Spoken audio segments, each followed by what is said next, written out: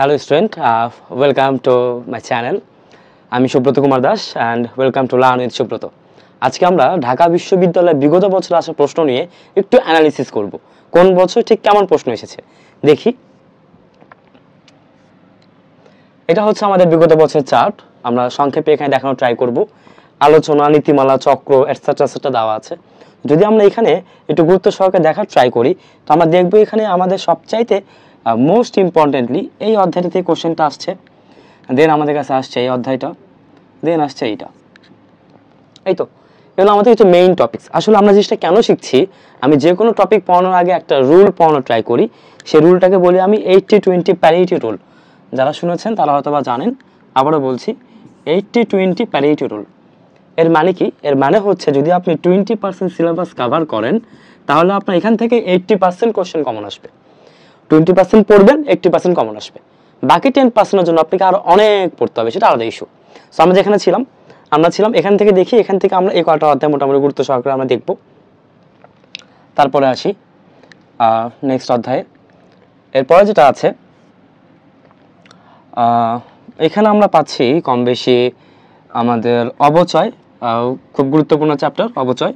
এখান থেকে আমাদের বহু ধরনের কোশ্চেন আসে।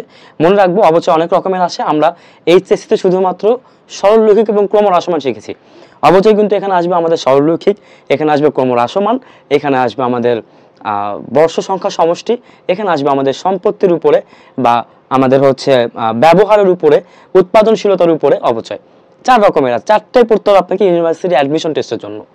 এর পাশাপাশি আমরা পাবো এখানে একতরফা, যেটা আপনারা পড়েন নাই, দেন এটা কিছু বেসিক কিছু কোশ্চেন। এগুলো আমাদের পার্ট 2।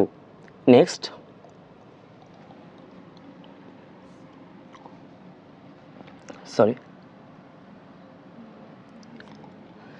আমরা দেখবো এখানে অবচয় আছে, কুড়িন আছে, আর কিছু বেসিক আছে। যদি আমরা সাম আপ করি তাহলে কি দেখা যায় দেখি। আমরা যদি সাম আপ করি আমাদের অ্যাকাউন্টিং এর জন্য বেসিকলি আমরা কয়েকটা জিনিস পড়বো, যেমন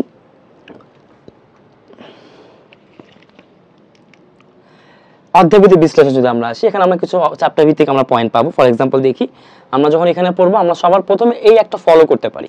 এটা হচ্ছে আমরা র্যান্ডম সিরিয়াল। ঠিক আছে, আমরা সকল অধ্যায় পড়বো, অবশ্যই পড়বো, কিন্তু এই অধ্যায়গুলোকে আমরা এমফাসাইজ দিয়ে পড়বো। অথবা যদি আমরা বলতে পারি এই অধ্যায়গুলোকে আমরা আগে করব। সবার আগে আমি যেটা করবো অনুবাদ বিশ্লেষণটা করব, তারপরে উৎপাদন ব্যয় করব, তারপর নীতিমালা করব, এটা করব, দেন আমরা বাকি জিনিসগুলো করার ট্রাই করব। এত কিছু ভালোভাবে করার পর আমি আগেই বলেছি এটা কিন্তু 80-20 প্যারিটি রুল।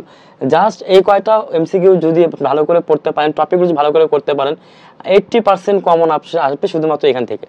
মনে রাখবেন, এমসিকিউ বলেন না রিটার্ন বলেন, ঢাকা বিশ্ববিদ্যালয়ের জন্য 80% আসবে 11টি থেকে। বাকি আরো আছে, আরো 9টার মতো অধ্যায় আছে যেখান থেকে আপনার বাকি 20% আসবে।